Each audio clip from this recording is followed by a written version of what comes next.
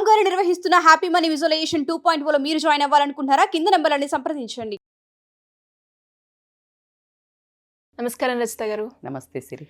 భార్యాభర్తల మధ్య గొడవలు అనేవి కామన్. బట్ అవి చిన్న చిన్న గొడవలు అయితే బాగుంటుంది, కానీ అదే పెద్దగా అవే కంటిన్యూగా అవుతున్నాయి అంటే ఖచ్చితంగా రిలేషన్షిప్లో గ్యాప్ అనేది వస్తూ ఉంటుంది.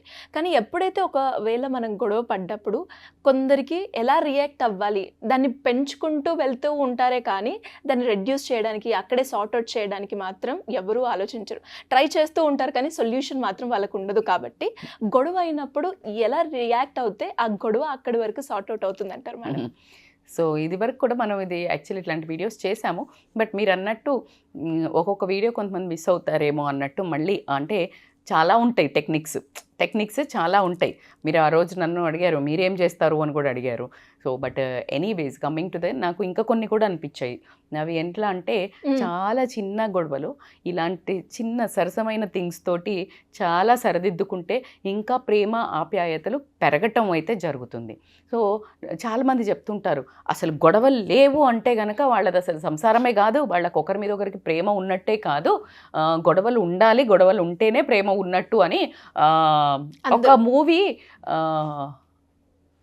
లవ్ లాంగ్వేజ్ మీద ఒక మూవీ వచ్చింది. నేను ఆ మూవీలో కూడా ఆ అమ్మాయి ఫిజియోథెరపిస్ట్ ఉంటుంది, అలాగే మనలాగే సైకాలజీ.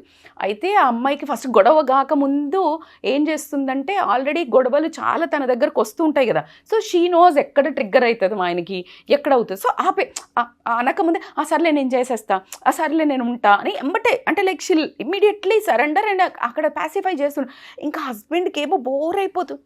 మన మామూలు హస్బెండ్ వైఫ్ లాగా గొడవ పడమా అని చెప్పి అది కాస్త అంటే తను అన్నిటిని అప్లై చేసేది తనను ఒక స్పెసిమెన్ లెక్క, అంటే ఒక కేస్ స్టడీ లాగా నా రిలేషన్ని వాడుతుంది అని తెలుసుకుని అతను చాలా అప్సెట్ అయ్యి అది అసలు పెద్ద గొడవ కింద టర్న్ అవ్వటం, దాన్ని నార్మలైజ్ రొటీన్ అందరు వైఫ్ అండ్ హస్బెండ్ లాగా మనం చిన్న గొడవలు పడలేమా అని కాస్త పెద్ద గొడవ దగ్గరికి వెళ్ళటం.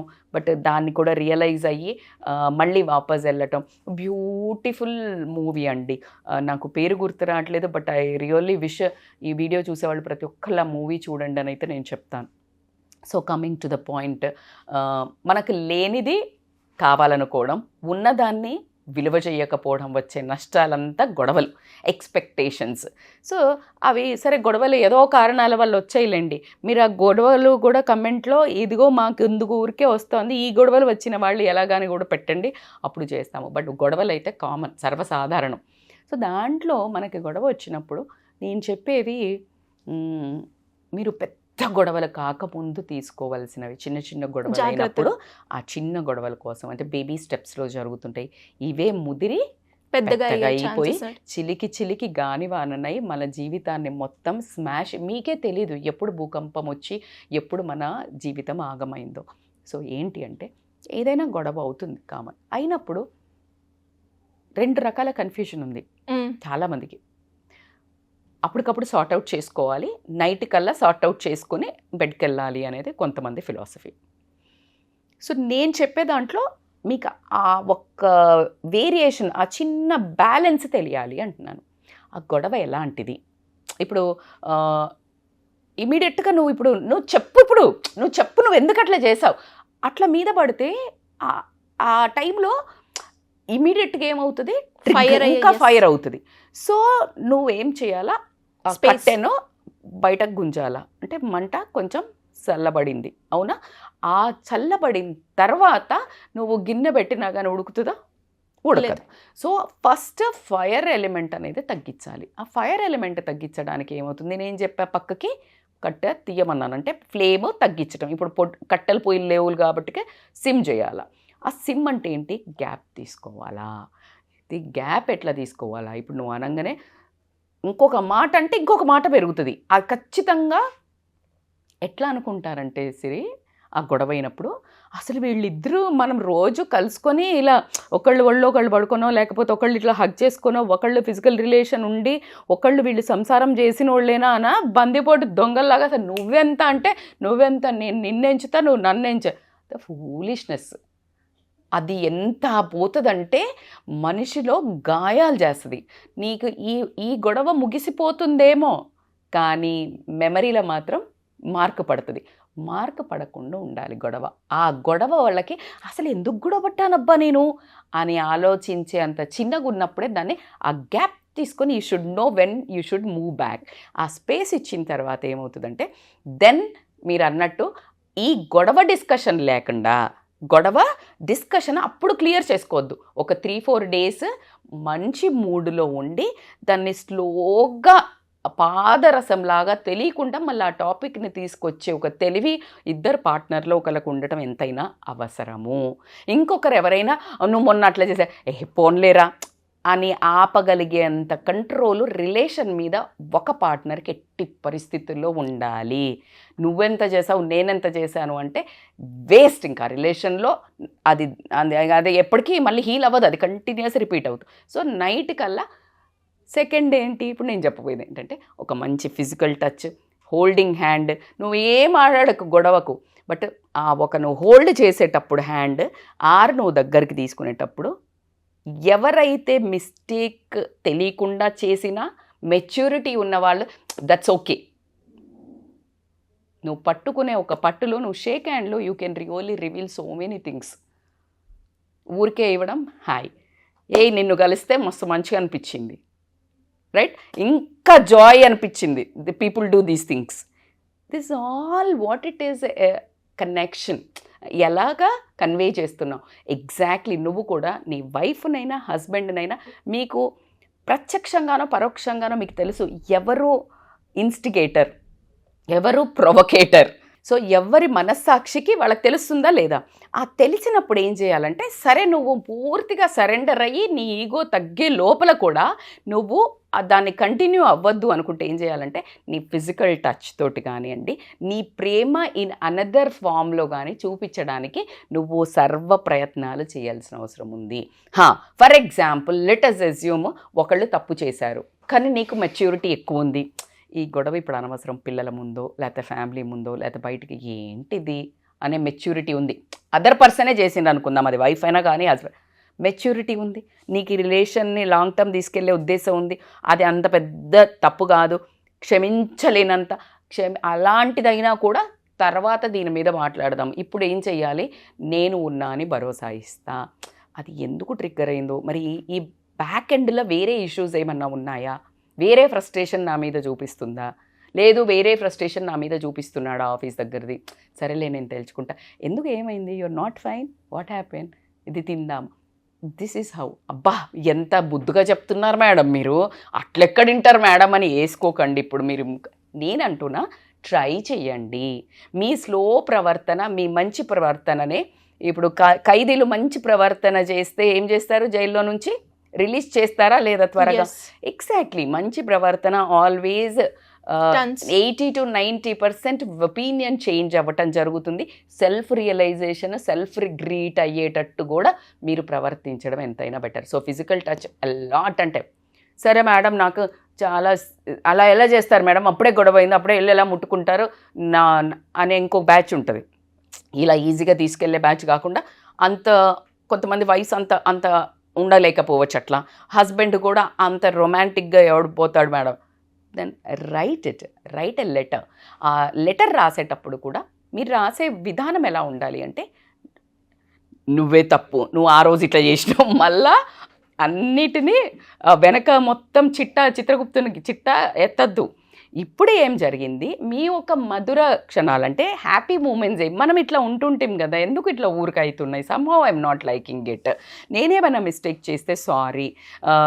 కాకపోతే ఎదుటి మనిషిని మిస్టేకే చెప్పక నీకు ఏమైనా వేరే ప్రాబ్లం ఉందా, అట్లా ఉంటే నా వల్ల జరిగి ఉంటే సారీ అంటే అప్పుడు ఎదుటి మనిషికి ఓకే నువ్వు కూడా తప్పు చేసి ఉండటానికి కూడా ఛాన్స్ ఉంది అనేది లీడ్ క్వశ్చన్ వదిలేసి నీది నువ్వు అడ్మిట్ అవ్వటం.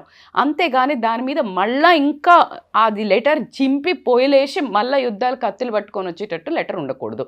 It should be a more calm downing message to the other person.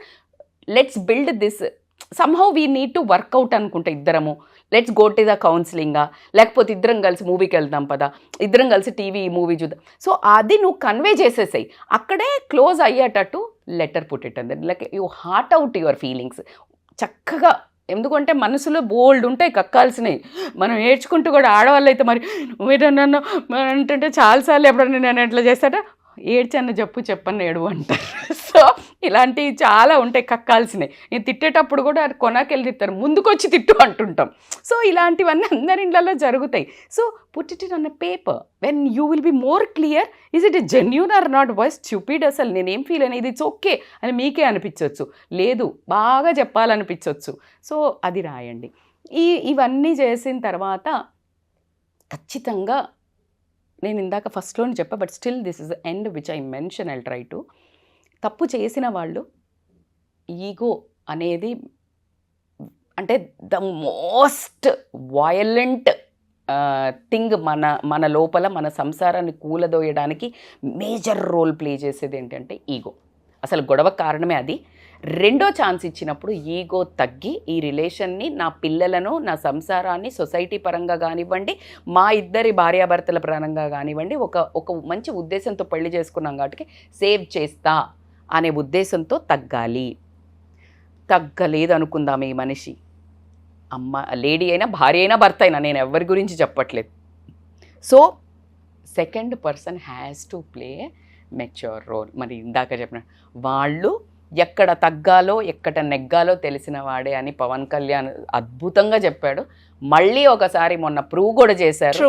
ఎక్కడ తగ్గాలి అంటే చూడండి, ఆయన జనసేన అంటే ఒక దాన్ని అంతమొందించడానికి, లేకపోతే వీళ్ళు గెలవాలి అంటే 10 మందిని కలుపుకొని తీసుకువెళ్ళాలి అనే ఉద్దేశంతో వేరే పార్టీల దగ్గరికి వెళ్ళైనా ఒకళ్ళని కష్టంలో ఉన్న అతని దగ్గరికి వెళ్ళి నేను ఉన్నాని అను భరోసా ఇచ్చి తగ్గి ఫామ్ చేసి ఎక్కడ నెగ్గాడు, ఈరోజు చరిత్రనే సృష్టించారు.